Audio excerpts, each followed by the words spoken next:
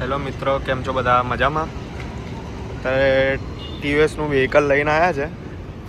Orbiter નામનું vehicle છે, electric, જે હમણાં જ લોન્ચ થયું છે. રિસન્ટલી 2 મહિના જેવું થયું હશે. એમાં DRL લાઇટ આ રીતની આપેલી છે. ટાયરની સાઇઝ પણ મોટી આપેલી છે. 14 ઇંચના વ્હીલ આપેલા છે અને સાદી બ્રેક છે, ડ્રમ બ્રેક, અને વ્હાઇટ LED લાઇટ આપેલી છે.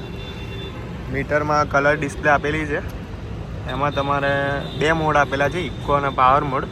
ઇકોમાં તમારે 50 સુધીની સ્પીડ આવશે અને પાવરમાં 80 સુધીની સ્પીડ આવશે. ફૂલ ચાર્જમાં તમારે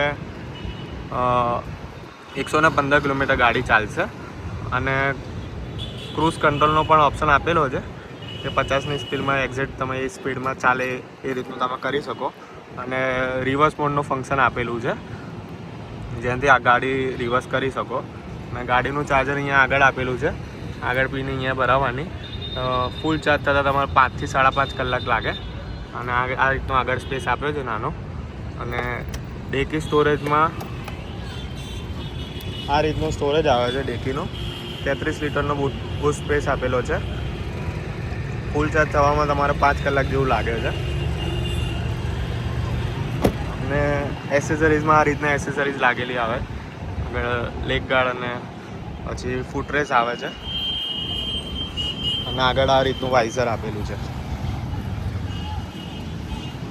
મિરર આ રીતના મિરર આવશે.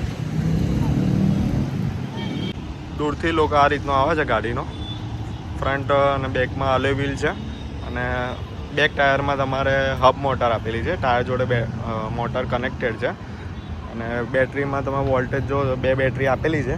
3.2 કિલોવોટની બેટરી આવશે. ગાડીનો આ રીતનો લુક આવે છે. 3 જણા ઇઝીલી તમે આરામથી વેટમાં તમે 250 કિલો સુધી ખેંચી શકે છે. 3 જણા આરામથી તમે બેસીને જઈ શકો છો. ફૂલ ચાર્જ થવામાં 4.5 કલાક જેવું લાગે છે. અને આ રીતનો સ્પેસ આગળ આપ્યો છે. અહીંયા મોબાઈલ કેવું તમારે મૂકવું હોય તો મૂકી શકો છો. ચાર્જિંગનું પિન અહીંયા આગળ આપેલું છે. ડેકી અને પેટ્રોલનું ડેકી